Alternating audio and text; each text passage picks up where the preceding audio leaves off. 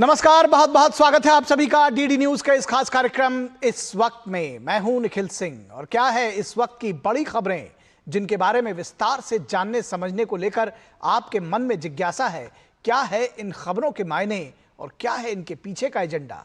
मतदाता सूची पर जारी है सियासी घमासान। बिहार एसआईआर पर सुप्रीम कोर्ट ने खींची लक्ष्मण रेखा। आधार कार्ड नहीं हो सकता नागरिकता का प्रमाण, कहा सुप्रीम कोर्ट ने। और आज भी सुप्रीम कोर्ट में इस मुद्दे को लेकर बहस जारी है। तो कांग्रेस के बड़े नेता सीएम इब्राहिम ने कहा कि सिद्धारमैया को जिताने के लिए 3000 वोट खरीदे।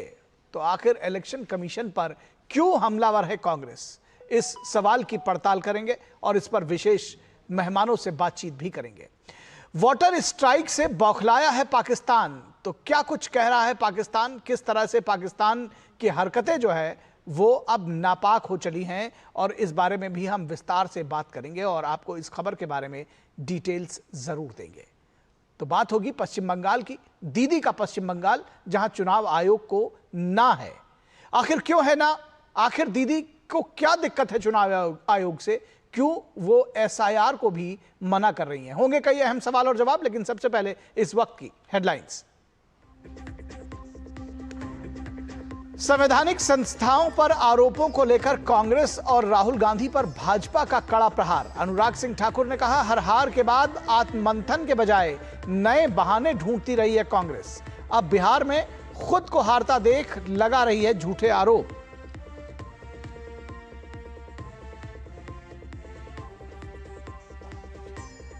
कर्नाटक के मुख्यमंत्री सिद्धारमैया पर वोट खरीदने का गंभीर आरोप। पूर्व मंत्री सीएम इब्राहिम ने कहा, सिद्धारमैया को बादामी में जिताने के लिए खरीदे गए थे वोट।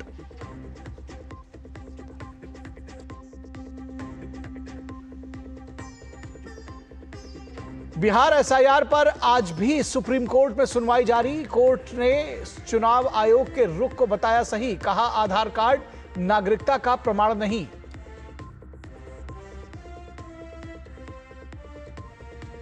ममता बनर्जी और चुनाव आयोग फिर आमने सामने। आयोग के आदेश के बावजूद बंगाल में फर्जी वोटर बनवाने वाले अधिकारियों को निलंबित करने से ममता बनर्जी सरकार का इनकार। चुनाव आयोग ने राज्य के मुख्य सचिव को किया दिल्ली तलब।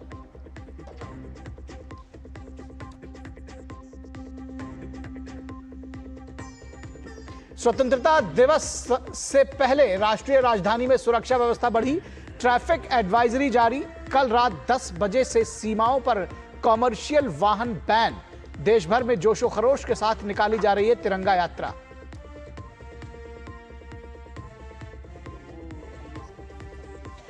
तो सबसे पहले बात करेंगे एसआईआर पर सुप्रीम कोर्ट आखिर क्या कुछ कह रहा है। आधार पक्का सबूत नहीं नागरिकता का, यह बात सुप्रीम कोर्ट ने एक बार फिर साफ कही है और चुनाव आयोग से वो इत्तेफाक रखता है इस बारे में। बिहार एसआईआर पर मचे घमासान के बीच कागज नहीं है का तर्क लगभग फुस हो गया है और यह अदालत में हुआ है। कांग्रेस सहित तमाम विपक्षी दल वोटर के लिए सिर्फ आधार को ही पक्का सबूत मानने पर तुले हुए थे। सुप्रीम कोर्ट ने साफ कर दिया कि आधार सिर्फ पहचान है, नागरिकता का प्रमाण नहीं। सुप्रीम कोर्ट ने एसआईआर को वोटर फ्रेंडली माना है। 11 डॉक्यूमेंट्स के ऑप्शंस को कोर्ट ने लोगों के साथ एक बड़ा सहयोग माना है। चुनाव आयोग ने यह भी स्पष्ट किया है कि 2003 के एसआईआर की मतदाता सूची वाले परिवारों को कोई पेपर देने की जरूरत नहीं है। बड़ा सवाल यह है कि बिहार में ड्राफ्ट लिस्ट सार्वजनिक होने के 12 दिन बाद भी राजनीतिक दल भूल सुधार के लिए चुनाव आयोग के सैकड़ों कैंप्स में जाने के बजाय वोट चोरी का भ्रम फैला रहे हैं। इस बीच बॉम्बे हाईकोर्ट ने साफ कर दिया है कि सिर्फ आधार कार्ड या वोटर कार्ड या पैन कार्ड से कोई व्यक्ति भारत का नागरिक नहीं बन सकता है। बांग्लादेशी एक नागरिक के तमाम आई कार्ड को दरकिनार करते हुए कोर्ट ने उसे वैध नागरिक नहीं माना। फिर चुनाव आयोग के सामने भारत के वैध नागरिक को वोटर लिस्ट में शामिल करने का एसआईआर के अलावा और क्या उपाय हो सकता है, लेकिन कांग्रेस पार्टी इसे बड़ा मुद्दा बनाने की कोशिश कर रही है। मल्लिकार्जुन खड़गे नारा देते हैं कि वोट चोर गद्दी छोड़, यानी भारत की संवैधानिक संस्था पर आरोप लगाकर कांग्रेस पार्टी अपनी हार का ठीकरा अब वोटर लिस्ट पर फोड़ रही है। लेकिन सिद्धारमैया को कर्नाटक के कद्दावर कांग्रेसी नेता सीएम इब्राहिम ने फ्लैशबैक में जाने के लिए मजबूर किया है। पूर्व मंत्री सीएम इब्राहिम ने कहा है कि मुख्यमंत्री सिद्धारमैया को बादामी में जिताने के लिए वोट बैंक खरीदे गए थे। इब्राहिम का दावा है कि चामुंडेश्वरी में खड़गे भी दरअसल हारने वाले थे और यही हाल सिद्धारमैया का होने वाला था। तो सिद्धारमैया का पता चलने पर उन्हें बादामी लेकर के आया मैं, ये सीएम इब्राहिम कह रहे हैं। वहां विधायक बीबी चिमनकट्टी से मिलवाकर चुनाव लड़वाया, वहां चिमनकट्टी की मदद से उधार के पैसों से वोट खरीदे और 2000 वोटों से सिद्धारमैया को जिताया, ये कह रहे हैं कांग्रेस के नेता सीएम इब्राहिम। बीजेपी ऐसे दर्जनों केस सामने लाकर कांग्रेस के वोट चोरी की पोल को खोलना उसने शुरू किया है। चुनाव आयोग के ड्राफ्ट लिस्ट के नाम जो है और उम्र की त्रुटियों पर विपक्षी दल संसद के बाहर प्रदर्शन करते हैं, लेकिन ये भूल जाते हैं कि संवैधानिक संस्थाओं पर इस तरह की ओछी राजनीति लोकतंत्र को कमजोर करती है। 1 अगस्त को प्रकाशित हुए बिहार के वोटर का ड्राफ्ट लिस्ट सभी राजनीतिक दलों को सुपुर्द कर दिया गया है। पिछले 13 दिनों से चुनाव आयोग मतदाता पुनरीक्षण में छूटे हुए नामों को लेकर अलग अलग जगहों पर कैंप लगाता है। यहां लोग बगैर कोई टी शर्ट प्रदर्शनी के अपना नाम, उम्र सही करवा पा रहे हैं। तो समझने की जरूरत है कि जो लोग टी शर्ट पहनकर प्रदर्शनी कर रहे हैं, उनका उद्देश्य क्या सच में नाम जुड़वाना या नाम सही कराना है? और बीजेपी के सांसद अनुराग ठाकुर ने आज गंभीर आरोप लगाए कांग्रेस पार्टी पर। उन्होंने कहा कि राहुल गांधी सिर्फ भ्रम फैलाने का काम करते हैं।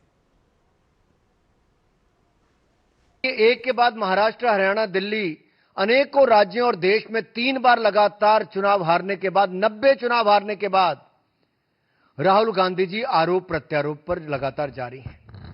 अब इनका मॉडस ऑपरेंडी क्या है राहुल जी का?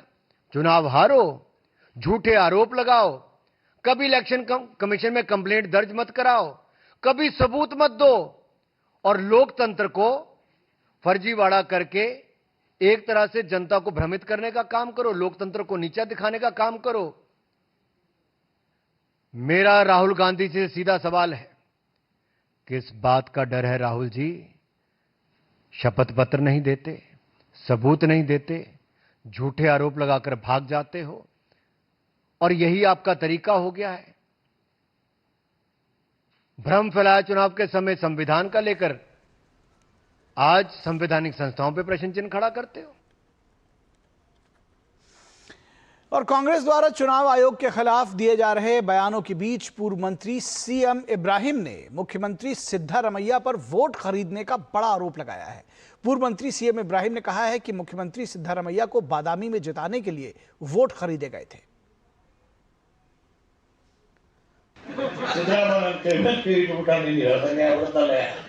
ಬಾದಾಮಿ ಏನಾಗುತ್ತೆ, ಇಲ್ಲ ಗೆಲ್ತಿ ಅಂತೇಳಿ 10,000 ಲೀಡ್ ಇದ್ದು ಸಾಲ ಬಂದ್ಬಿಡ್ತು.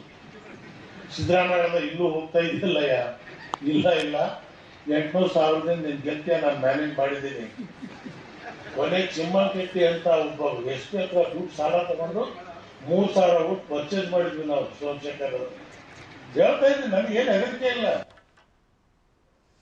तो खुला आरोप है, इसका क्या जवाब देगी कांग्रेस, देखने की बात है। फिलहाल शिवसेना यूबीटी सांसद प्रियंका चतुर्वेदी ने कहा है कि आखिर आधार किस लिए है, यह सरकार और हर एक को बताना चाहिए। आधार आप इलेक्शन कार्ड से जोड़ने को तैयार थे, आधार आपका प्रमाण पत्र बन चुका था। आप कह रहे हैं ना आधार कार्ड हमारा रेजिडेंस प्रूफ, ना हमारा सिटीजनशिप प्रूफ, ना हमारा इंडिविजुअल प्रूफ, तो आधार कार्ड बना ही किसके लिए है? तो ये सवाल अब पूछा जाएगा, जनता पूछेगी कि अगर हमें अपना प्रमाण पत्र इससे नहीं मिलता है तो किससे मिलेगा? डोमिसाइल सर्टिफिकेट अगर आधार कार्ड दिखाकर नहीं मिलता है तो किससे मिलेगा? तो ये सारे सवाल हैं, अब ये एड्रेस केंद्र सरकार को और इलेक्शन कमीशन को करना होगा। तो यहां सवाल यह भी उठेगा कि आखिर आधार कार्ड के ही पीछे क्यों पड़े हुए हैं? 11 और आईडी कार्ड्स है जिसको दिखाया जा सकता है और आज सुप्रीम कोर्ट ने भी कहा कि ये पहले संख्या 7 थी, चुनाव आयोग ने उसको बढ़ाकर 11 कर दिया है। तो ये सुप्रीम कोर्ट कहता है कि चुनाव आयोग वोटर फ्रेंडली है इस मामले में। फिलहाल मिंता जो कि एक वोटर हैं, उन्होंने कहा कि प्रियंका गांधी को किसने अधिकार दिया कि मेरे नाम की टी शर्ट वो पहने। दरअसल आपने कल देखा होगा कि प्रियंका गांधी और दूसरे जो कांग्रेस के नेता थे, विपक्ष के नेता थे, उन्होंने मिनका के नाम की एक टी शर्ट पहनी थी और कहा था कि इनका वोट चोरी हो गया। हमको पता चला 2-4 दिन पहले कि हाँ 125 साल की मैं हो गई हूँ। प्रियंका गांधी या राहुल गांधी मेरे कौन होते हैं? उनको अधिकार किसने दिया कि मेरे नाम का टी शर्ट, मेरे तस्वीर का फोटो लगा कर टी शर्ट पहने? क्यों है? क्यों? कारण क्या है? वो कौन होते हैं? उनको अधिकार दिया किसने? किसी का फोन आया किसी अधिकारी? नहीं, मेरे पास किसी का फोन नहीं आया है। नहीं। हाँ, 4 दिन हो गया। सरकार से क्या मांग करते हैं? हम सरकार से यही मांग करते हैं कि जो भी काम हुआ है हम उसका जिम्मेवार नहीं है। जो मेरा गलत एड्रेस है उस एड्रेस को सही किया जाए, बस यही जानती हूँ।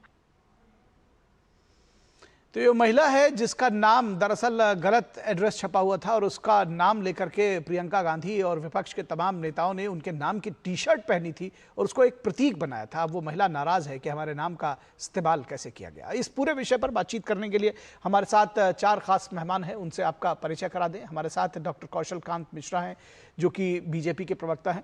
डॉक्टर साहब बहुत स्वागत है आपका। हमारे साथ संदीप त्रिपाठी हैं, कांग्रेस के नेता हैं, कांग्रेस का पक्ष रखेंगे।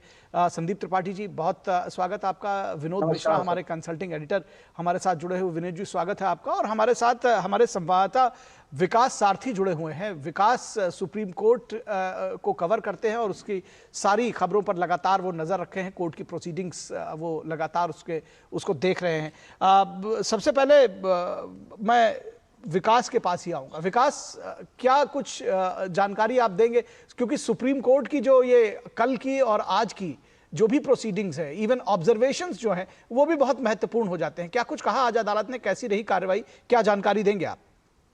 बिल्कुल निखिल, कल सुप्रीम कोर्ट ने जब सुनवाई के दौरान 2 बातें कही थी कि अगर आधार की ही बात, हम समझ रहे हैं कि आप आधार को लेकर के आपकी आशंकाएं हैं, लेकिन उसके अलावा जो और दस्तावेज हैं, ऐसा कैसे संभव है कि बिहार में वो 11 दस्तावेज किसी के पास नहीं है? ऐसे लोग जो ये कह रहे हैं कि उनके नाम शामिल नहीं होंगे वोटर लिस्ट में, अगर ऐसा है तो ये फिर तो पूरे भारत की समस्या हो जाएगी, क्योंकि 11 दस्तावेज हैं, कोई 1-2 दस्तावेज की बात नहीं है। यही बात हमने आज भी देखी कि आज जस्टिस बागची ने फिर इस बात को दोहराया कि अगर आधार को लेकर की जो चिंता है वो हम समझ रहे हैं आपकी, लेकिन जब 11 दस्तावेज हैं तो आखिर आप आधार, वोटर आईडी और राशन कार्ड पर ही क्यों अपना जो पूरा बहस है उसको सीमित कर रहे हैं? दूसरी बात यहाँ पर जस्टिस सूर्यकांत ने ये कही कि अगर हम ये कहें कि 11 दस्तावेज, सभी 11 दस्तावेज चुनाव आयोग ये कहता कि आप पेश कीजिए, तो हम मानते कि आप कहीं वोटर को डिस्करेज करने की कोशिश कर रहे हैं। लेकिन अगर 11 में से किसी भी एक दस्तावेज से आपका काम चल जाता है, वोटर का वेरिफिकेशन हो जाता है, तो ये नहीं कहा जा सकता कि ये कहीं भी वोटर को कहीं पर भी वोटर को दबाव में डालने की कोशिश है, उसको डिस्करेज करने की कोशिश है। 11 दस्तावेज में से कोई भी एक दस्तावेज देकर के आप अपना नाम शामिल करवा सकते हैं। दूसरी बात, कल हमने ये भी देखा था कि मामले में एक याचिकाकर्ता योगेंद्र यादव हैं, वो कुछ लोगों को लेकर के आए थे और ये कहा था कि इन लोगों को मृत घोषित करके इनको एक्सक्लूड कर दिया गया है ड्राफ्ट वोटर लिस्ट से। लेकिन उस पर भी सुप्रीम कोर्ट ने कोई बहुत संजीदा बयान ऐसा नहीं दिया। कोर्ट ने कहा कि लाखों लोगों के नाम हर दिन शामिल किए जा रहे हैं, तो संभव है कि तकनीकी कारणों से किसी का नाम शायद शामिल ना हो पाए। उसको लेकर के एक प्रक्रिया है, उस तरह की किसी भी गड़बड़ी को आप एड्रेस कर सकते हैं, चुनाव आयोग के पास जाकर के दोबारा से अपनी बात रख सकते हैं। तो कोर्ट अभी तक बहुत आश्वस्त नहीं दिख रहा है इन दलीलों से याचिकाकर्ता की। ये भी आप इस ऑब्जर्वेशन से समझ सकते हैं कि कल कोर्ट ने दोपहर में लगभग ये बात कही जस्टिस सूर्यकांत ने कि आप हमें कन्विंस कीजिए तो हम इस प्रक्रिया पर अब भी रोक लगा देंगे। यानी कोर्ट कह रहा था कि कहीं ना कहीं वो अभी कन्विंस नहीं है इन दलीलों से जो याचिकाकर्ताओं की तरफ से रखी जा रही हैं। तो अब आज की सुनवाई के बाद निखिल उम्मीद है, क्योंकि इतने विस्तार से सुनवाई हो रही है, इसीलिए आदेश सुरक्षित रखा जाएगा पहले, और हो सकता है 1-2 दिन में या जल्द से जल्द सुप्रीम कोर्ट इस मामले में कोई आदेश पारित कर दे। तो अभी सुनवाई ये जारी है, कब तक उम्मीद है? हालांकि क्या सबकी तरफ से जो जितने भी इसमें पक्षकार हैं सबके पक्ष सुने जा चुके हैं? निखिल, उम्मीद तो ये थी कि 2 दिन की सुनवाई में, यानी अभी भी जो पिछली हम बात करें कोर्ट की पिछली प्रोसीडिंग्स की, तो एक शेड्यूल कोर्ट का ये था कि 2 दिन पर्याप्त होंगे इस मामले की सुनवाई के लिए। तो अभी तक हम ये मान के चल रहे हैं कि आज आदेश कोर्ट सुरक्षित रख सकता है। लेकिन हो सकता है अंत में कोई भी याचिकाकर्ता कोई दलील रखने के लिए और समय मांगने लगे, तो कोर्ट इस तरह के संजीदा मामलों में अक्सर मौके दे देता है। लेकिन हम पिछली प्रोसीडिंग्स के हिसाब से बात करें तो कोर्ट ने ये कहा था कि 2 दिन हम इसको मामले को सुनेंगे और ये पर्याप्त है अपनी बात रखने के लिए। कल याचिकाकर्ताओं की तरफ से प्रशांत भूषण ने अपनी बात रखी। आज हमने देखा कि अभिषेक मनु सिंह भी, उससे पहले अभी आज हमने देखा गोपाल शंकर नारायण ने, वो भी याचिकाकर्ताओं की तरफ से उन्होंने बात रखी। जैसे मानिए कल 4 बजे जब पूरी बहस हो गई थी, तब योगेंद्र यादव ने अपनी बात रखने के लिए अनुमति मांगी कोर्ट से, और कोर्ट ने उनको अनुमति दी और करीब 15-20 मिनट उनको सुना। तो टेंटेटिव शेड्यूल तो यही है कि आज आदेश सुरक्षित हो जाना चाहिए, लेकिन 4 बजे के बाद स्थिति पूरी तरह साफ होगी। जी जी जी जी, निश्चित तौर पर आप लगातार खबरों को हम तक पहुंचाते रहें, आप हमारे साथ बने रहिए, हम और भी बातचीत आपसे करेंगे विकास। फिलहाल विनोद मिश्रा, आपको नहीं लग रहा है कि ये दरअसल कहीं ना कहीं जिस तरह से ये पूरा मामला SIR का लेकर आया गया था और फिर राहुल गांधी ने मतदाता सूची पर एक सवालिया निशान उठाए, उन सब को लेकर के सुप्रीम कोर्ट पहले तो उन्हीं के नेता उनकी ही बात की हवा निकालते रहे, अब आज एक बार फिर CM इब्राहिम ने इस चीज को कह दिया और सुप्रीम कोर्ट की तरफ से ये तीसरा, एक तरह से मैं उसको ये कहूं कि एक जोल्ट माना जाएगा कांग्रेस के लिए। कैसे देखते हैं इसको? निखिल, इस SIR पे जो सबसे बड़ी बात जो अभी मैं बताऊं कि जो समझ में आई है कि ये SIR पे जो ये लोगों का एक जिद और ये हंगामा था पिछले दिनों से, आप 15 दिन से देखें कि पार्लियामेंट किस तरह से स्टॉल किया हुआ है, पार्लियामेंट का दोनों सदनों में कार्यवाही लगभग ये SIR के नाम पे ठप किया हुआ है। तो एक बात तो समझ में आई कि सुप्रीम कोर्ट ने ये जो कागज नहीं दिखाएंगे का जो ये लोगों ने ये बनाया था जी, एक तरह से हवा क्रिएट किया था कि गरीब लोगों के पास कागज नहीं है, पेपर कहाँ से दिखाएंगे, कहाँ से डॉक्यूमेंट दिखाएंगे। तो एक तरह से ये बात सामने आएगी कि कागज तो आपको चाहिए ही चाहिए। दूसरा जो इंपॉर्टेंट चीज इसमें जो दिख रहा है कि ये जो मान के बैठे थे कि आधार जो है वो सबके पास में है, और बात को बार बार जो कपिल सिब्बल और अभिषेक मनु सिंह भी कांग्रेस की तरफ से ये दलील दे रहे थे कि आप आधार को ही नागरिकता का प्रमाण पत्र मान लीजिए, वो कम से कम कोर्ट ने एक तरह से उनको ध्वस्त कर दिया कि आधार कार्ड सिर्फ एक पहचान है और देश में जितने नागरिकों को ये मिला हुआ है वो सिर्फ सेवा के लिए मिला हुआ है। इसके दम पे आप अपनी नागरिकता को लेके और वोटर लिस्ट में और वोटर ID कार्ड में अपना नाम हक देने का ये आप नहीं कर सकते। इसको अब विस्तार जो दिया है कल मुंबई हाईकोर्ट ने, वो भी समझने की जरूरत है। और ये इसलिए कि SIR पे ये सारे अभियान को आप कह सकते हैं कि एक तरह से इन दोनों कोर्ट ने, मुंबई हाईकोर्ट ने और सुप्रीम कोर्ट ने पंक्चर कर दिया जी।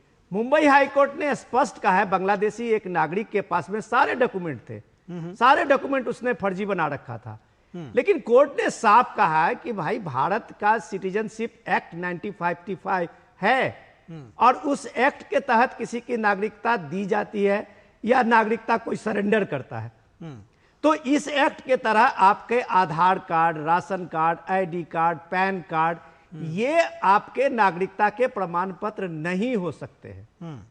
तो अब तक जो बात सुप्रीम कोर्ट से लेके संसद और सड़क तक ये लोग बता रहे थे, उस बात को कोर्ट ने जस्टिफाई कर दिया कि ये SIR पे चुनाव आयोग की जो ये प्रक्रिया है वो बिल्कुल दुरुस्त है और कानूनी है जी। अब आप उस कानूनी को किस तरह से एक पूरे लोगों में एक भ्रमजाल फैलाए हुए हैं, वोट चोरी, ये चोरी, अलग अलग बात से। आप मल्लिकार्जुन खड़गे का आपने देखा, पार्टी के अध्यक्ष हैं, एक सीनियर लीडर हैं, और वो कह रहे हैं वोट छोड़, गद्दी छोड़। तो आपकी एक बौखलाहट है, आप उस चीज से, आप इस चीज से परेशान हैं कि इस देश में PM मोदी के तीसरे टर्म में आने के बाद आपके पास कोई मुद्दा नहीं बच जाता है, तो आप एक तरह सीधे इलेक्शन कमीशन पे वार करते हैं। तो आपको सीधे जवाब हाईकोर्ट और सुप्रीम कोर्ट से मिला है कि बॉस, आप वोटर लिस्ट में इस गड़बड़ी को दुरुस्त करने का अधिकार सिर्फ इलेक्शन कमीशन को है, और वो संवैधानिक संस्था को संविधान के तरह आर्टिकल 326 में पावर मिला है कि वो इस बात को देखेगा कि भारतीय नागरिक ही वोटर लिस्ट में शामिल हो सकते हैं। ठीक है। संदीप त्रिपाठी, तो अब जब सुप्रीम कोर्ट का रुख जिस तरह से देखा जा रहा है और जिस तरह से बम्बई हाई कोर्ट का जो फैसला अभी कोर्ट भी किया, हमने अपनी रिपोर्ट में भी चलाया, तो अब क्या इसके बाद अगर इलेक्शन कमीशन के ऊपर प्रहार करके नहीं थके तो क्या अब अगला प्रहार जो है सुप्रीम कोर्ट पर होगा? उनकी बात भी नहीं मानेंगे कांग्रेस के लोग? क्या कहते हैं आप? नहीं, ऐसा नहीं है निखिल जी। सुप्रीम कोर्ट की बात हम बिल्कुल मानेंगे, लेकिन सुप्रीम कोर्ट ही ये इजाजत देता है, संविधान ये इजाजत देता है कि सुप्रीम कोर्ट की अगर किसी बात से आप सहमत नहीं है, आपको लगता है, तो आप ऊपर की बेंच में जो है इस निर्णय को लेके जा सकते हैं। और बहुत सारे ऐसे जी संविधान पीठ में लेके जा सकते हैं। ऐसे बहुत सारे निर्णयों में जो है निर्णय परिवर्तन भी हुआ है, पहली चीज। दूसरी चीज, अभी आपने सर कई नेताओं के बयान की बात की कि वो ये कह रहे हैं, वो कह रहे हैं। नितिन गडकरी जी को तो आप जानते ही होंगे अच्छी तरीके से, उनकी बनाई हुई रोडों पे चले भी होंगे। उनके बेचारे का 3.5 लाख वोट काट दिया गया। आके वो रो रहे हैं, आपको आवाज सुनाई नहीं दे रही है। आप उनके विजुअल नहीं चला रहे हैं। भाई उनका भी बयान चला दीजिए कि 3.5 लाख वोट उनके नात रिश्तेदारों के, उनके भांजे तक का वोट किया गया था। क्योंकि पूरा देश जानता है कि मोदी जी, इसका मतलब वो, इसका मतलब संदीप जी बस एक पॉइंट बीच में दे रहा हूं, कि इसका मतलब ये हुआ कि जो वोट कट रहे हैं इसका बीजेपी कांग्रेस से कोई मतलब नहीं है। मतलब वो कांग्रेस के भी नेताओं के कट सकते हैं या बीजेपी समर्थकों के भी कट सकते हैं। मतलब ये तो क्लियर हो गया ना कि वो ये जो कह रहे थे कि वोट चोरी करके बीजेपी को दे देते हैं, ऐसा नहीं है। इसका मतलब ये हुआ। हाँ सर, निखिल जी, इसका मतलब ये है कि मोदी जी जिसको चाहेंगे वो चुनाव जीतेगा, जिस नहीं चाहेंगे वो चुनाव नहीं जीतेगा। ये तो नितिन गडकरी जी कह रहे हैं ना, ये संजय त्रिपाठी थोड़ी नहीं कह रहे हैं। भाई उसका जवाब क्या है? 3.5 लाख वोट वो कह रहे हैं। वो एक मंत्री है, कैबिनेट मिनिस्टर है सरकार के, केंद्र के। इतने बड़े मंत्री की बात आपको नहीं सुनाई दे रही है? मतलब उनका भी बयान चलाइए ना, सबके चला रहे हैं, ठीक है, उनका भी चला दीजिए कि उनका ये कहना है। अब आते हैं बात, अभी जो कानूनी पहलू की बात हो रही है, अभी सुप्रीम कोर्ट में मामला चल रहा है। अलग अलग पक्ष अपनी अपनी बात कह रहे हैं। उस पे एक टिप्पणी सुप्रीम कोर्ट की तरफ से आ रही है। हम टिप्पणी के आधार पर जजमेंट नहीं कर सकते हैं। टिप्पणियां बहुत हुई है इस देश जी, टिप्पणियां तो इस देश में बहुत सारी हुई हैं। आज के मौजूदा प्रधानमंत्री के बारे में सुप्रीम कोर्ट ने ही कहा था कि ऐसे व्यक्तियों को खुला छोड़ना समाज में जो है घातक होगा। एक को तड़ीपार, जो आज हमारे गृह मंत्री, इनको तड़ीपार कर दिया था हाई कोर्ट ने। तो ये अगर आप ये मान के चलेंगे, इसके आधार पे अगर आप बात कहेंगे तो बात नहीं जमेगी। अब बात आती है कि आधार कार्ड, हमको मोहब्बत नहीं आधार कार्ड से, आपकी मोहब्बत में हम सभी खो गए। भाजपा ने 2015 में कोशिश की, नदीम जैदी जी चुनाव आयुक्त थे, उन्होंने एक कार्यक्रम चलाया, फिर सुप्रीम कोर्ट मामला गया, सुप्रीम कोर्ट ने रोक लगाई, फिर 2021 में इन्होंने संशोधन किया। 2021 में संशोधन किया, जनप्रतिनिधि 1950 अधिनियम में संशोधन के आधार कार्ड को दस्तावेज के रूप में आपने स्वीकार्यता प्रदान की। फिर आज आप मार्च 2025 में चुनाव आयोग जो है नोटिफिकेशन भी जारी करता है। फिर आज भैया आप क्यों? अब आती है कि गरीब गुरबा के पास क्या डॉक्यूमेंट होता है। राशन कार्ड आपने मना कर दिया, खुद के चुनाव आयोग की वोटर लिस्ट खुद की बनाई हुई आपने मना कर दिया, आधार कार्ड मना कर दिया। गरीब आदमी के पासपोर्ट होगा? पासपोर्ट तो नहीं होगा, उसके पास ये भी नहीं होगा। आपको 11 से ऐसा कौन सा डॉक्यूमेंट लगता है कि जो गरीबों के पास होगा ही होगा? आप बताइए मुझे, आप बता दीजिए ना। तो सुप्रीम कोर्ट को कन्विंस क्यों नहीं कर पाए इस बात पे?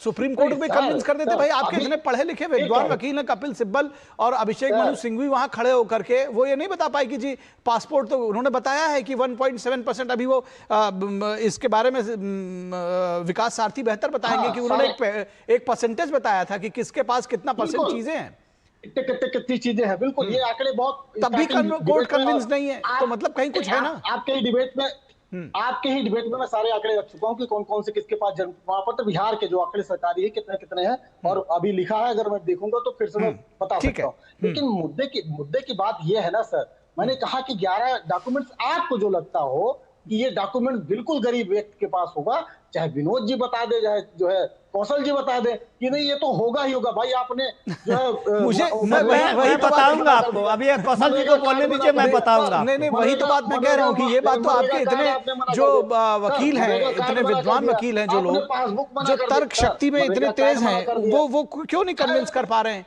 आप लोगों को ले जाना चाहिए फिर तो अदालत में। मतलब मैं क्या ही कहूँ इस पे।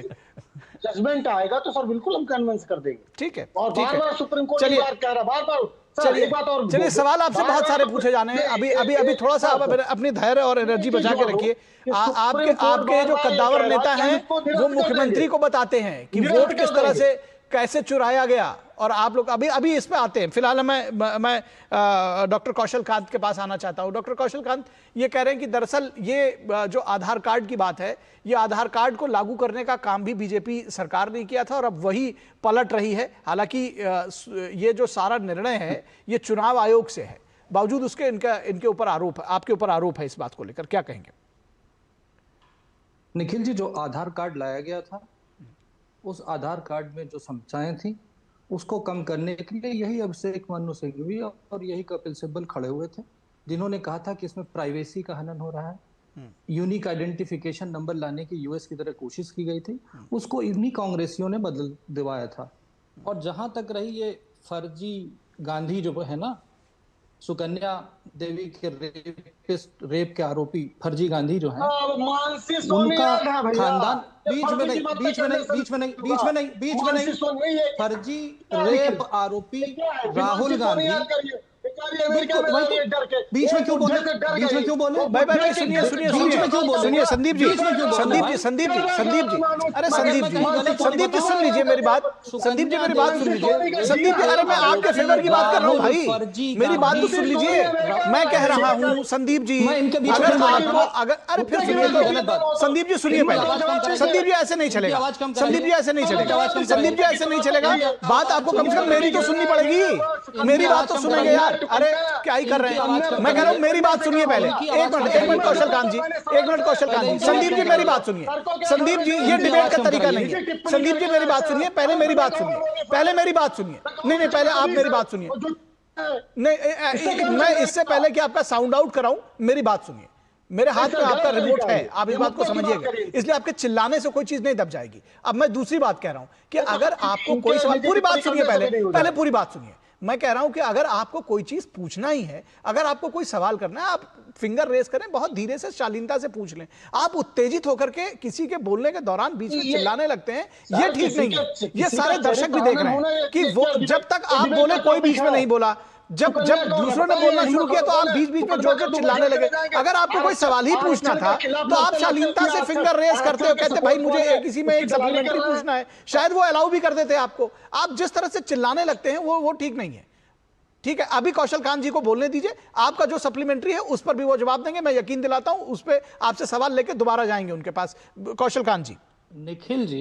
निखिल जी देश के होम मिनिस्टर को तड़ी पार कहेंगे और एक फर्जी गांधी जिनके ऊपर सुकन्या देवी के रेप का आरोप लगाया, जिसको भारतीय जनता पार्टी ने नहीं, 11 मार्च 2011 में समाजवादी पार्टी के विधायक किशोर समीरते ने लगाया था, इलाहाबाद हाईकोर्ट में उनके खिलाफ याचिका फाइल की थी। तो ये तो फैक्ट है, कानूनी फैक्ट है। एक और फैक्ट बताता हूं, ये लोग फर्जी वोट कैसे गढ़ते हैं कि सोनिया गांधी का जो वोट बनाया गया था उसका वोटर रोल भी हमारे पास है, ये मैं दिखा रहा हूं, देख सकते हैं। ये सोनिया गांधी का वोटर रोल है। अरे सुनिए, ये वोटर रोल है। अरे बात सुन लो। अरे आपकी बारी आएगी तो जवाब दीजिएगा, उनको दिखाने तो दीजिए, कुछ कह रहे हैं, सुन लीजिए पहले।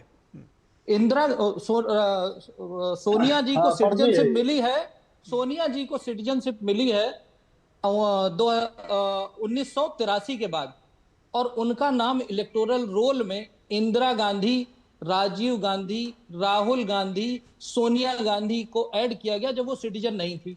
बिना सिटीजन हुए उनका 2 बार फर्जी ऐड किसने करा? इन्हीं फर्जी गांधियों ने कराया। इनके खानदान में है, चाहे नेहरू जी को ले लो, वल्लभ भाई पटेल जीते थे उसके बाद भी उनकी कुर्सी ले ली, वही खून इनके मन में चला आ रहा है। इनको हमेशा से मानना है कि देश में जो लोग देश के भविष्य का चुनाव करें वो सब फर्जी हो। इसी वजह से इनके पेट में दर्द हो रहा है, और हाई कोर्ट और सुप्रीम कोर्ट में सब जगह ने कह दिया कि आधार सिटीजनशिप का क्राइटेरिया नहीं है, लेकिन अब इनको दर्द हो रहा है। आप मुझे जाने से पहले जरूर बता दीजिएगा कि क्या किसी विदेशी नागरिक को वोट देने का अधिकार है? अगर विदेशी नागरिक को वोट देने का अधिकार नहीं था तो कांग्रेस की सोनिया गांधी ने 2 बार अपना नाम इलेक्टोरल रोल में फर्जी तौर पे काहे डरवाया था? हंसने की क्या जरूरत है? अरे क्यों निकाल रहे हो दांत, बताओ ना। ठीक है, आप जवाब देंगे संदीप जी, या कोई सवाल आप पूछना चाह रहे थे वो पहले पूछेंगे ना आप मेरे को। अभी आप बीच में इतने उत्तेजित होकर नाराज थे। निखिल जी 10 सेकंड एक और बताता हूँ, इसी से जुड़ा हुआ किस्सा। एक एक्ट्रेस थी वेस्ट बंगाल की जिसका नाम था सोनाली, ये 1950 की बात है। उस समय रोसलेनी नाम का एक इटालियन आया था, उसने सोनाली से शादी की, शादी करा के सोनाली को वो इटली ले गया। 20 साल बाद उसकी सिटीजनशिप तुरंत हो गई थी। उसके 20 साल बाद जब सोनाली ने वहां का इटली का एमसीडी का चुनाव लड़ने की कोशिश की तो उसको मना कर दिया गया। क्या कह के मना कर दिया गया? आप इटली की सिटीजन तो हैं पर आप इटालियन नहीं हैं, इस वजह से वो वहां चुनाव नहीं लड़ सकती। और एक इटालियन विदेशी आकर के 2 बार हमारे देश में चुनाव के इलेक्टोरल में नाम लिखवाता है। ऐसे फर्जी गांधियों के बारे में क्या बात करनी, ये सब फ्रॉड है। ठीक है, वोट के लुटेरे हैं। ठीक है, आपका पॉइंट आ गया। अब आपका पॉइंट आ गया। संदीप संदीप त्रिपाठी गलत बताया है तो मैंने नेशनल चैनल पे बोला मेरे अगेंस्ट केस करें और मेरे अगेंस्ट FIR करें। ठीक है, ठीक है। संदीप त्रिपाठी, अब आपके पास कोई सवाल है पूछने के लिए, आप इनकी बात का जवाब देंगे, क्योंकि आप बीच में बहुत मतलब रेस्टलेस होके पूछ रहे थे। हाँ, दोनों चीजें हैं सर, दोनों चीजें हैं। बड़ी तो पहले सवाल ही पूछ लीजिए। सुनिए, एक काम करिए, पहले सवाल ही पूछ लीजिए, जवाब ले लें। हाँ ठीक है, तो ये दस्तावेज इनको मिला कैसे? ये तो चुनाव आयोग की संपत्ति है, आपने RTI लगाया। यही सवाल था, यही सवाल था सर यही सवाल था ना। ठीक है, जवाब ले लेते हैं। यही सवाल था तो जवाब। फर्जी कागज है सर, ये तो फ्रॉड है। अमित मालवीय की फैक्ट्री से बना हुआ। उस अमित मालवीय जिसने 4 बार ट्वीट अपने दसियों बार तो कह रहे हैं कि मुकदमा काम करा दीजिए अगर गलत है तो। FIR करो। कह रहे हैं मुकदमा काम करा दीजिए अगर गलत है तो। माफी वीर मेरे ऊपर FIR करो, माफी मांगेगी। मेरे ऊपर FIR करो, माफी वीर के मेरे ऊपर FIR करो। मैंने ये भी बताया, मैंने पॉइंट देता हूं आप लोगों को। मैंने ये भी बताया राहुल गांधी जो त्रिपाठी आरोपी हैं त्रिपाठी उनके जी, खिलाफ सर पिटीशन फाइल की गई थी। डॉक्टर साहब मैं आप दोनों को रोक रहा हूँ। डॉक्टर साहब आप दोनों को मैं रोक रहा हूँ। आप रहने दीजिए, हो जाए भाजपा का। सर एक नहीं हो जाने दीजिए। भाजपा कांग्रेस की बात नहीं है सर, मैं एक मिनट माफी चाहता हूँ। अगर मेरा एक त्रिपाठी जी सुनिए ना, त्रिपाठी जी समय कम होता है। राहुल गांधी खुद ही फर्जी अच्छा चलिए एक एक करके विनोद जी एक बार इनकी बात सुन लेते हैं।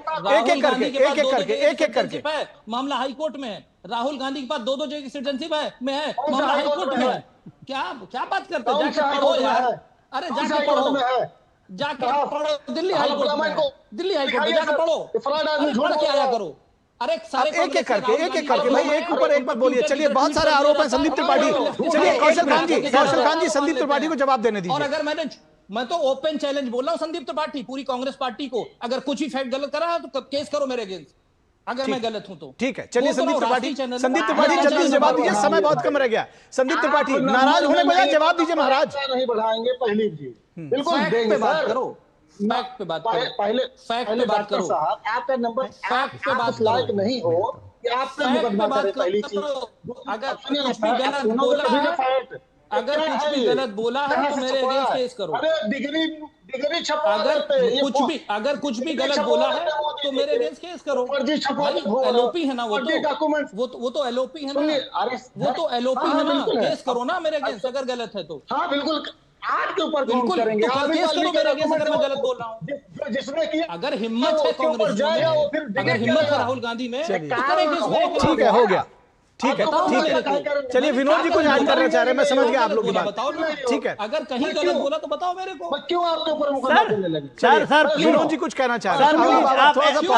आप लोग सर थोड़ा सा पॉज लीजिए। सर थोड़ा सा पॉज लीजिए, एक मिनट। त्रिपाठी जी एक मिनट, हम लोग आप एक डिस्कशन कर रहे थे सर। विनोद जी मैंने है आपका और बहुत सीरियस मैटर है ये सर, ये ऑर्डिनरी मामला नहीं है, बहुत सीरियस मैटर है। आप बात आप डॉक्टर साहब जो कह रहे थे, त्रिपाठी जी सुनिए, सिर्फ आरोप लगा के और भाग जाना ये कोई मतलब नहीं होता। अगर आपने किसी पर आरोप लगाया है तो आप में कम से कम इतनी शालीनता तो होनी चाहिए कि आप उसकी बात तो सुन लें। आप एक पूरी पार्टी आपकी इस तरह से आप भी पिछले 2-3 साल से काम कर रही है, जैसे बस उनका काम ही है आरोप लगाना और भाग जाना। सिंपल सी बात यह है कि जो बिहार में SIR जो है वो सिर्फ SIR, सुनिए सर, SIR सिर्फ बिहार के लिए नहीं है सर। त्रिपाठी जी एक मिनट सुन लीजिए प्लीज, आप इसके बाद आप जो तर्क रखेंगे सर थोड़ा सा धैर्य। बिहार का ये SIR सिर्फ बिहार का नहीं है। त्रिपाठी जी एक मिनट सुन लीजिए, ये SIR सिर्फ बिहार का नहीं है, ये SIR पूरे देश में होना है। बिहार के बाद ये पश्चिम बंगाल भी होगा और स्टेट। सुनिए तो सही, अभी बिहार के SIR पे एक तरह से इलेक्शन कमीशन ने पूरा क्लियर किया था कि 2003 तक सी लिस्ट में, मतदाता सूची में जो 4.5 करोड़ मतदाता हैं 2003 के SIR में, उन 4.5 करोड़ के परिवारों को कोई डॉक्यूमेंट नहीं देना है। थोड़ा सा नोट कर लीजिएगा, आप लोग बहुत कंफ्यूजन फैलाते हैं। 4.5 करोड़ लोगों को उसमें कोई पहचान के लिए देना ही नहीं है, क्योंकि वो उनके परिवार उस SIR में पहले से सघन पुनरीक्षण में आ चुके हैं। उसके बाद जो 4.5 करोड़ के लगभग हैं, 8 करोड़ के लगभग वोटर्स बिहार में हैं, उनको इस बात के लिए कि 11 डॉक्यूमेंट में से आधार कार्ड एक सपोर्टिव हो सकता है, ओरिजिनल सिर्फ एक आधार नहीं हो सकता, सिर्फ एक पैन नहीं हो सकता, सिर्फ एक राशन नहीं हो सकता, इस तरह से एक सपोर्टिव हो सकता है। थोड़ा सा इस चीज को कभी पढ़ लीजिए। जो बात राहुल गांधी कह देंगे वही ब्रह्म सत्य नहीं हो जाता है, उसके चीजें अलग अलग सोचिए। जो बात आज कर्नाटक के जो फॉर्मर आपके इतने बड़े नेता कद्दावर रहे हैं सीएम इब्राहिम, उनकी भी बात गौर कर लीजिएगा। जब आप सुन क्यों लीजिए, कल आपके एक कैबिनेट मंत्री ने राहुल गांधी के इस पूरे एटम बम को ऐसे फूस किया तो आपने उसको बर्खास्त कर दिया एक टेलीफोन कॉल पे। इतनी शालीनता तो कम से कम रखिए डेमोक्रेसी में कि एक आदमी ने आपको कहा कि भाई ये कांग्रेस सरकार के ही कराया हुआ ये संशोधन है, तो उसमें वोट चोरी किसने की? तो ये शर्म तो कांग्रेस पार्टी को होनी चाहिए। सिर्फ इतनी बात कहा और दिल्ली से आपने फोन किया और उसको बर्खास्त करा दिया। सवाल ये नहीं है, सवाल ये है कि आप लोग एक चुनाव आयोग के इस प्रक्रिया को एक तरह से एक पॉलिटिकल आपने टूल्स बना दिया है। चुनाव आयोग को बीजेपी और कांग्रेस पार्टी से क्या लेना देना? वो भारतीय नागरिक जो वैध हैं उनको इस लिस्ट में लाना है, जो अवैध हैं उनको इस लिस्ट से बाहर करना है। ये तो इस देश के लिए काम हो रहा है बॉस। आप लोगों को उसमें गरीब गुरबा क्या क्या फार्मूला ले आते हैं। तो ये इस बात को आप थोड़े से धैर्य रखिए, सुप्रीम कोर्ट आप इस बात को क्लियर कर देगा अभी शाम तक। ठीक है, जल्दी जल्दी जल्दी जल्दी, मेरे पास समय नहीं है और मैं विकास से भी एक बहुत जरूरी सवाल पूछना चाहता हूँ। इसलिए मैं चाह रहा हूँ, सुन लीजिए, अरे एक के ऊपर एक मत बोलिए भाई। मैं ये कह रहा हूँ कि संदीप जी 30 सेकंड में 20 सेकंड में जल्दी से अपनी बात रखिए और उसके बाद मैं जवाब ले लूंगा। आप जल्दी जल्दी जल्दी करिए। संदीप जी जल्दी बोलिए। विनोद जी से ये चाहता हूं कि मैं जो है पूरा देश इस चैनल को देखता है और वहां भी देखा जाता है जहां पर छतरी की व्यवस्था नहीं होती। कृपया ये बता दीजिए कि नागरिकता साबित करने के लिए कौन कौन से दस्तावेज मान्य है और उन दस्तावेजों में कौन कौन से चुनाव आयोग इन 11 दस्तावेजों में नहीं रखा है, उनके नाम कृपया बता दीजिए। सवाल ही गलत है आपका सर। मैं आपको पहले ही बता चुका हूं कि सिटीजनशिप एक्ट 1955 में आपके नागरिकता की एक पूरी प्रक्रिया है। ठीक है, वो किसी दस्तावेज दिखाने से नहीं बन जाता। पता करिए, वो उन्होंने बता भी दिया। अब आप एक दूसरे के ऊपर मत बोलिए। अरे नाराज मत होइए संदीप जी, आप तो इतना गुस्सा हो जाते हैं।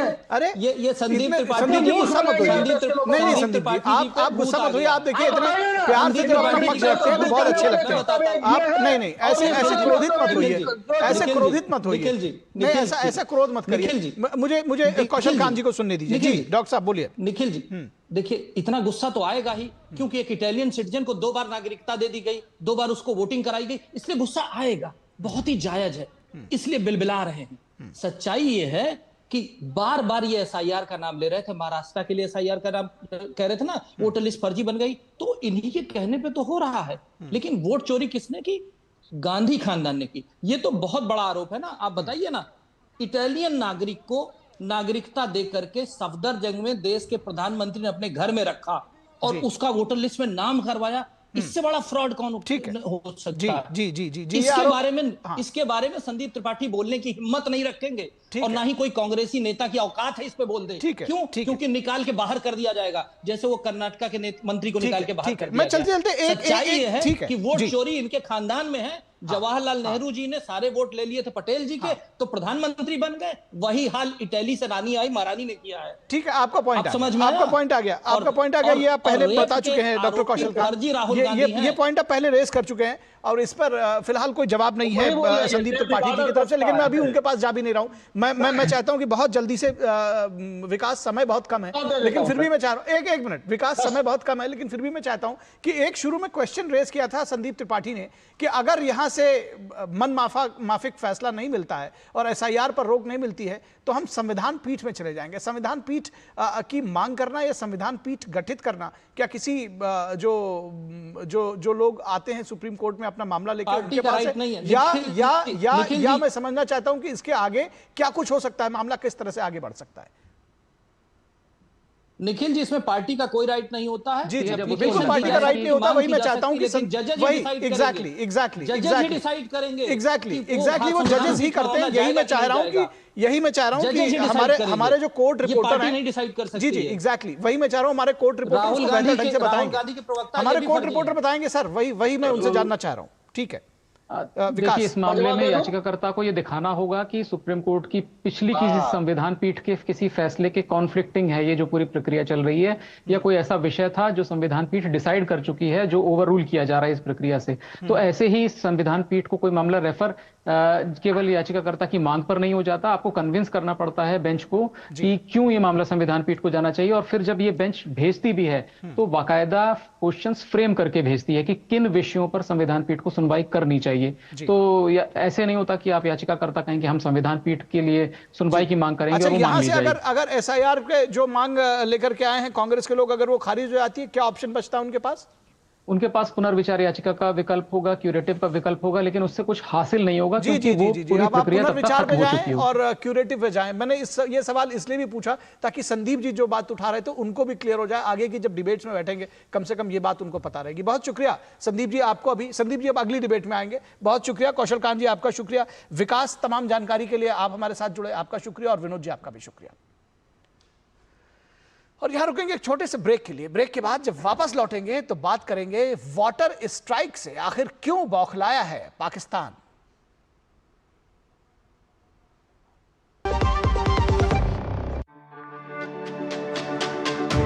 मेरी पसंद, मेरी पसंद, मेरी पसंद, मेरी पसंद, हमारी पसंद, हम सबकी पसंद। मजबूत देश का मजबूत सरिया हो गया स्टील। नितेश श्रीवास्तव जी सिर्फ 35 साल की उम्र में अचानक एक बीमारी से चले गए। उनकी टर्म लाइफ इंश्योरेंस के पैसे बच्चों की पढ़ाई और घर खर्च में काम आ सकते हैं। पॉलिसी बाजार ने क्लेम के वक्त फैमिली का पूरा साथ दिया। पॉलिसी बाजार पे 2 करोड़ का टर्म लाइफ इंश्योरेंस सिर्फ 700 रुपए महीने से शुरू। ब्रेक के बाद एक बार फिर आप सभी का स्वागत है। और वाटर स्ट्राइक से बौखलाया है पाकिस्तान। पहलगाम आतंकी हमले के बाद भारत ने यह साफ कर दिया था कि पानी और खून एक साथ नहीं बहते। पिछले 60 वर्षों में सिंधु सहित 3 नदियों के पानी को लेकर हुए समझौते को भारत ने होल्ड पर रख दिया है। ऑपरेशन सिंदूर के बाद पीएम मोदी ने साफ कर दिया था कि सीमा पार के आतंक के बावजूद ऐसे समझौते को जारी रखने का कोई मतलब नहीं है। पीएम मोदी ने जोर देकर कहा था कि आज का भारत आतंकवाद पर जीरो टॉलरेंस की नीति पर कायम है। भारत के इस वाटर स्ट्राइक ने पाकिस्तान के अस्तित्व पर ही संकट खड़ा कर दिया था। जाहिर है जनरल से लेकर नेता तक भारत को गिदड़ भपकियां देकर डराना चाहते हैं। पाकिस्तान के पीएम शहबाज शरीफ ने कहा है कि पाक के एक एक बूंद पानी छीनने का किसी को हक नहीं है। भारत ने अगर इसको रोकने की कोशिश की तो सबक सिखाया जाएगा, आपको पछताना पड़ेगा। एक दूसरे नेता बिलावल भुट्टो ने तो युद्ध की धमकी दे डाली है, जबकि उनके जनरल मुनीर ने, आसिम मुनीर, वो कहते हैं कि परमाणु बम फोड़ने की उन्होंने धमकी दे डाली। आखिर ये बौखलाहट क्या है? भारत के पानी पर पाकिस्तान किस मंसूबे से अधिकार जता रहा है? इंडस वाटर ट्रीटी को होल्ड पर करने के बाद अपने डैम की क्षमता बढ़ाने और पावर प्रोजेक्ट को लेकर नई योजना बनाई है। पाकिस्तान को डर है कि भारत ने इन नदियों के पानी का अगर इस्तेमाल अपने हितों में करना शुरू कर दिया तो पाकिस्तान की खेती बाड़ी पूरी तरह से बर्बाद हो जाएगी। भारत ने वाटर स्ट्राइक करके पाकिस्तान को आतंकी संगठनों को संरक्षण देने पर एक बड़ा सबक सिखाया है। लेकिन पाकिस्तान मुफ्त में दिए गए इस पानी पर उसको अपना अधिकार मान बैठा है। सिंधु, झेलम और चिनाब नदियों से पाकिस्तान के 86% कृषि भूमि पर सिंचाई होती है। इसके साथ ही पंजाब और सिंध प्रांत में पीने का पानी भी, इसका भी यही प्रमुख स्रोत है। तो ये बेहद जरूरी है ये जानना समझना कि ये कितना इंपॉर्टेंट है ये पानी पाकिस्तान के लिए। पाकिस्तान को पता है कि उन्हें मित्रता के लिए उपहार में मिला था, लेकिन पाकिस्तानी हुकूमत अपने को वर्ल्ड बैंक के साथ एक पार्टी समझ बैठा है, जबकि भारत ने साफ कर दिया है कि इस समझौते में वर्ल्ड बैंक की कोई भूमिका नहीं है। इसे लेकर इसको तय करने का अधिकार भारत के पास है। और सबसे बड़ा सवाल यह है कि क्या अमेरिका पाकिस्तान में मुल्ला मुनीर के नाम से चर्चित असीम मुनीर को परमाणु बम धमकी को गंभीरता से नहीं ले रहा है? और अगर ऐसा है तो इस जिहादी मानसिकता वाले जनरल के रहते इंडस वाटर ट्रीटी पर पाकिस्तान भारत से कैसे कोई अपेक्षा रख सकता है? बढ़ती आबादी के बोझ और जलवायु परिवर्तन के कारण इंडस वाटर ट्रीटी को लगातार जारी रखना भारत के लिए एक बड़ी आबादी के साथ धोखा होगा। जो गलती पंडित नेहरू ने की थी वही गलती बार बार दोहराई जाएगी। ऐसा सोचना ठीक नहीं है और ऐसा नहीं सोचना चाहिए पाकिस्तान को। पाकिस्तान के प्रधानमंत्री शहबाज शरीफ ने कहा कि एक बूंद पानी भी अगर कोई रोके तो उसको सबक सिखाएंगे। मैं ये बताना चाहता हूं आज दुश्मन को कि अगर तुम हमारा पानी बंद करने की धमकी देते हो तो ये बात जहन में रखना कि पाकिस्तान की एक बूंद भी तुम पाकिस्तान से छीन नहीं सकते। उस खुदाए बुजुर्गो बरतर की कसम है कि अगर तुमने ये हरकत की तो दोबारा तुम्हें वो सबक सिखाएंगे कि तुम कानों को हाथ लगाओगे। और पाकिस्तान के नेता बिलावल भुट्टो ने कहा है कि अगर आपने सिंधु की तरफ नजरें की तो पाकिस्तान का एक एक जवान आपसे जंग के लिए तैयार है। मोदी सरकार को बताना चाहेंगे कि हम पीछे नहीं हटते, हम झुकते ही नहीं हैं। तो अगर आप सिंधु की तरफ इस किस्म की हमला के बारे में सोचेंगे तो फिर पाकिस्तान के हर सूबे के अवाम आपका मुकाबला करने के लिए तैयार है और ये ऐसे जंग है जो आप जरूर हारेंगे। इतनी हार के बाद भी ऐसी जंग है जो आप हारेंगे, मतलब जाने ही क्या, कहां से सोचते हैं, कहां से चलते हैं। रक्षा विशेषज्ञ संजीव श्रीवास्तव ने कहा है कि जब तक पाकिस्तान आतंकवाद नहीं छोड़ेगा तब तक सिंधु जल समझौता होल्ड पर ही रहेगा। वहीं प्रफुल्ल बख्शी ने कहा है कि पाकिस्तान के सभी नेता मुनीर की हां में हां मिला रहे हैं। भारत की जो सिंधु जल समझौते को लेकर के जो नीति है वो बहुत ही लाउड एंड क्लियर है।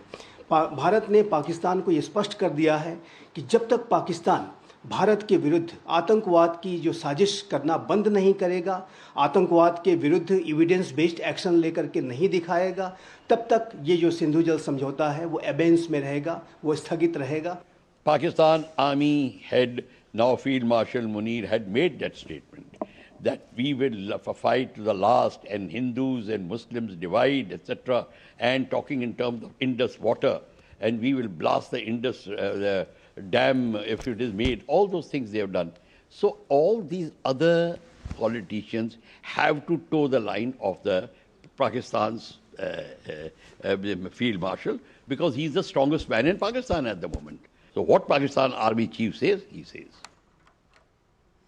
और इस पूरे विषय पर बातचीत करने के लिए हमारे साथ खास मेहमान जुड़े हुए हैं आलोक बंसल जी, जो कि डायरेक्टर हैं इंडिया फाउंडेशन के। आलोक जी, बहुत स्वागत है आपका। सबसे पहला तो सवाल यही समझना चाहेंगे अपने दर्शकों के लिए कि क्यों इतना बौखलाया हुआ है पाकिस्तान इसको लेकर के, कि इतनी बड़ी बड़ी गिदड़ भपकियां, इतनी बड़ी बड़ी बातें। अभी एक युद्ध, जिसको कहना चाहिए युद्ध तो नहीं, एक ऑपरेशन में उसको सबक सिखाया गया है, उसके बावजूद इतनी बड़े बोल निकल रहे हैं। देखिए, पहली चीज तो ये है कि इसको हमें समझना चाहिए कि जो इंडस वाटर्स है वो पाकिस्तान के लिए बहुत महत्वपूर्ण है। पाकिस्तान की एक बहुत बड़ी जनसंख्या जो है कृषि पर निर्भर है, और कृषि के लिए सिंधु और उसका जल बहुत महत्वपूर्ण है। और ऐसा नहीं है कि हम उनका पानी छीन रहे हैं या कहीं डाइवर्ट कर रहे हैं या कुछ कर रहे हैं। हमने इस संधि को अबेयंस में रखा है। बेसिकली हम उनसे डेटा नहीं शेयर कर रहे, हम उनको जानकारी नहीं दे रहे, और इससे उनकी समस्याएं हो रही हैं, क्योंकि हम उस पानी को कहीं और नहीं ले जा रहे। हम जो नीतिगत तरीका है उसके अनुसार कार्य कर रहे हैं। हमने उस पानी को अभी तक कहीं पर भी शिफ्ट नहीं किया। और जम्मू और कश्मीर के अंदर जितने पानी का प्रयोग करने की हमको इजाजत है उस ट्रीटी के अंदर, हम उसका भी अभी तक पूरी तरह से प्रयोग नहीं कर पा रहे हैं। सिर्फ दो ही चीजें हम नहीं कर रहे हैं। एक, उनको हम डेटा नहीं दे रहे कि कब हम पानी खोल रहे हैं और कब हम छोड़ रहे हैं। अभी जो ट्रीटी है उसके अंदर हम 50% से लेकर 130% तक पानी छोड़ सकते हैं। जितना पानी आता है उसका डेली बेसिस पे हम 50 से 130% छोड़ते हैं। और ये जो डेटा है, ये जो इंफॉर्मेशन है, हम उनके साथ शेयर नहीं कर रहे हैं। और इसके कारण पाकिस्तान में हाहाकार मचा हुआ है। उनकी जो कृषि है वो बर्बाद होती चली जा रही है। सोइंग सीजन निकला जा रहा है, जो बीजारोपण का है वो निकल रहा है। कपास और कई तरीके की खेतियों में बहुत नुकसान हो रहा है। और ऐसे में पाकिस्तान में जब सरकार के विरुद्ध रोष उगलता है तो सरकार, पाकिस्तान की हुकूमतों का एक बहुत पुराना अंदाज रहा है, जब भी उनके खिलाफ कोई उंगली उठाए तो उसको भारत की तरफ डाइवर्ट कर दो। और यही स्थिति आज भी है। जैसा कि आप जानते हैं कि पाकिस्तान के अंदर जो इस वक्त हुकूमत है उसको जनाधार नहीं मिला हुआ है, उसने एक जनाधार चुराया हुआ है। तो इस कारण जो जनता का आक्रोश है और वो दिन प्रतिदिन बढ़ता चला जा रहा है, क्योंकि जिस तरीके से गरीबी और भुखमरी बढ़ती चली जा रही है पाकिस्तान में और सेना का दबदबा चल रहा है, उसको किसी और तरफ डाइवर्ट करने की कोशिश है और इसलिए भारत एक अच्छे से एक मुद्दा बन जाता है और वही दिखाने की कोशिश कर रहे हैं। और भारत की बिल्कुल साफ मंशा है कि हमने ये कहा है कि ये संधि और जब तक आतंकवाद साथ साथ चलेगा, ये दोनों साथ साथ नहीं चल सकते और वही हम कर रहे हैं। हम पानी को डाइवर्ट नहीं कर रहे हैं, हम पानी को अभी जो है पानी की इंफॉर्मेशन नहीं दे रहे हैं। हमारे यहाँ जो हाइड्रो पावर प्लांट्स बन रहे थे उसमें पहले पाकिस्तान जिस तरीके से अड़ंगा लगाता था, हम उससे नहीं रुक रहे हैं। हम जो रैटल, बगलिहार, किशनगंगा जो नए नए बांध बन रहे हैं, हम उनको बनाने के लिए आगे बढ़ रहे हैं। जी जी जी जी जी निश्चित तौर पर आपने सारी जानकारी इस विषय में दे दी है। बहुत शुक्रिया इस तमाम बातचीत और जानकारी के लिए बंसल साहब। आपने एक पर्सपेक्टिव रखा है और ये भी बताया है कि किस तरह से दरअसल इंडस का जो पानी है वो पाकिस्तान के लिए कितना ज़रूरी है और यही वजह है जब हम कहते हैं कि पाकिस्तान बौखलाया हुआ है तो ये वजह है उसकी। और यहाँ रुकेंगे एक छोटे से ब्रेक के लिए। दर्शकों कहीं मत जाइएगा, जल्द हाजिर होंगे। जब धरती चीर कर निकलता है लोहे का पत्थर और मिलता है मोंगिया के जोश से, फिर तपता है, पिघलता है और बनता है फौलाद। अब होता है सरिया सारी खूबियों के साथ। मोंगिया स्टील, मजबूत देश का मजबूत सरिया।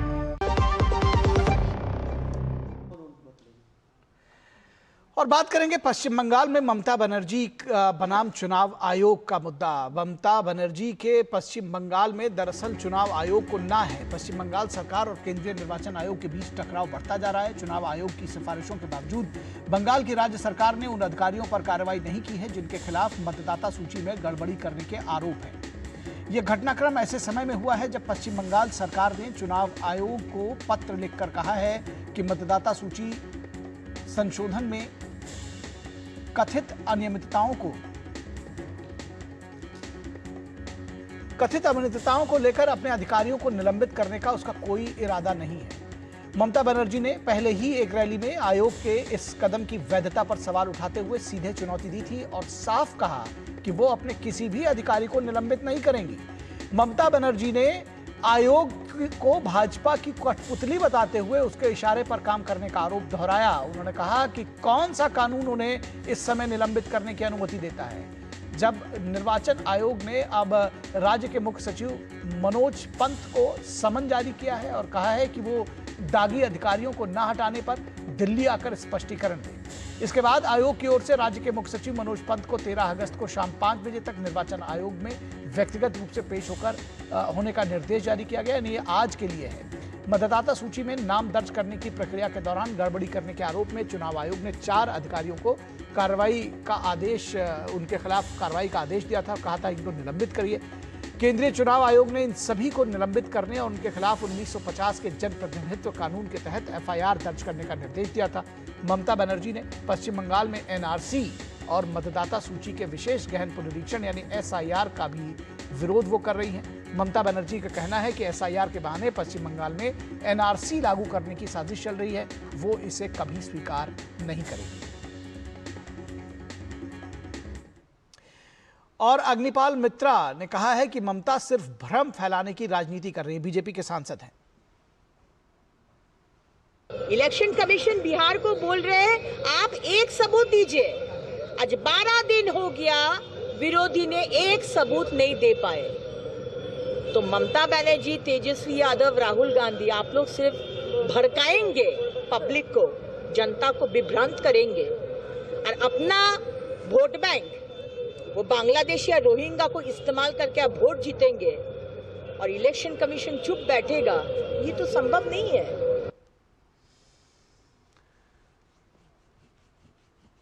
तो इस पूरे विषय पर बातचीत करने के लिए हमारे साथ हमारे संवाददाता प्रसेनजीत बख्शी इस वक्त कोलकाता से जुड़े हुए हैं। उनके पास चलते हैं। प्रसेनजीत, किस तरह से देखते हैं इस पूरे मामले को, क्योंकि आप देख रहे हैं कि SIR को लेकर के पश्चिम बंगाल में उबाल है, बल्कि पूरे देश में इसको लेकर के राजनीति चल रही है और फिर चुनाव आयोग से सीधे टकराव ममता बनर्जी के लिए? क्या रणनीति है ये इसके पीछे? देखिए, रणनीति के बारे में तो मैं बताता हूं बाद में, लेकिन निखिल पहले ये बता दूं कि जिस तरह से आज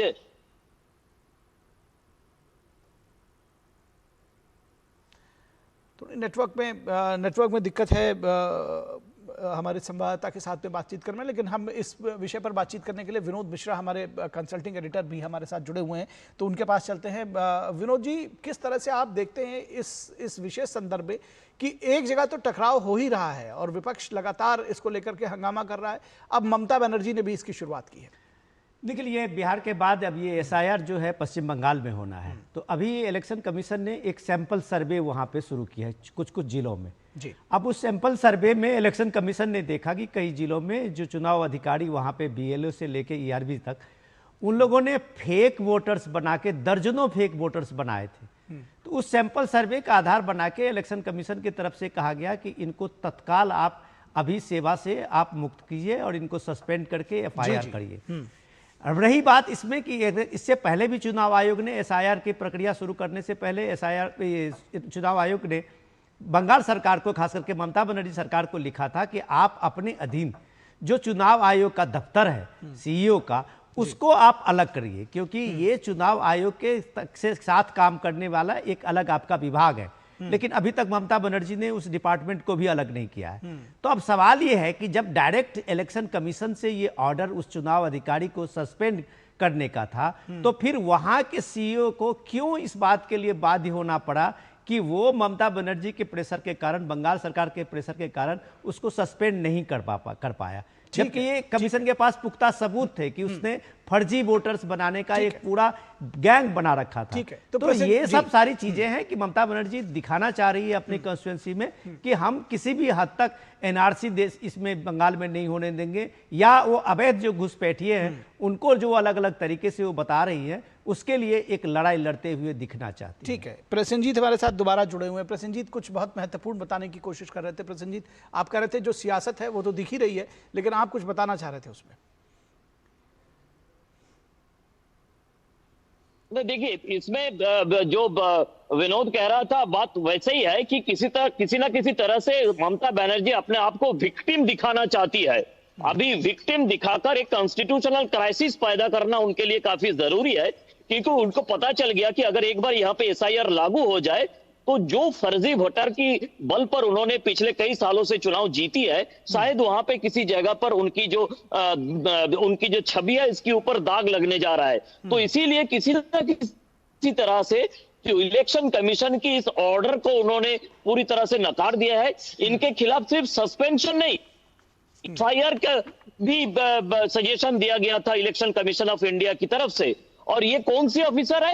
ये ईआरओ लेवल के ऑफिसर है, मतलब वो डब्ल्यूबीसीएस की एग्जीक्यूटिव रैंक का ऑफिसर है, एसडीओ रैंक का ऑफिसर है। तो एसडीओ रैंक का जो ऑफिसर वो अगर ये इस तरीका से वोटर सूची इसके साथ छेड़छाड़ कर सकता है, तो नीचे लेवल पर कितना छेड़छाड़ हो गया है ये आप सोच ही सकते हैं। और इसी को रोकने के लिए, इसी को किसी ना किसी तरह से नहीं होने देने के लिए ममता बनर्जी किसी भी हद तक जाने के लिए तैयार है। निखिल जी, निश्चित तौर पर। और यही टकराहट जिसकी बात हम कर रहे थे, उसके पीछे की सियासत दरअसल वही है। बहुत शुक्रिया इस तमाम बातचीत के लिए प्रसेनजीत आपका, और विनोद मिश्रा जी आपका भी। तो इस वक्त पे आज बस इतना ही। हमारी पूरी टीम को दीजिए इजाजत। नमस्कार।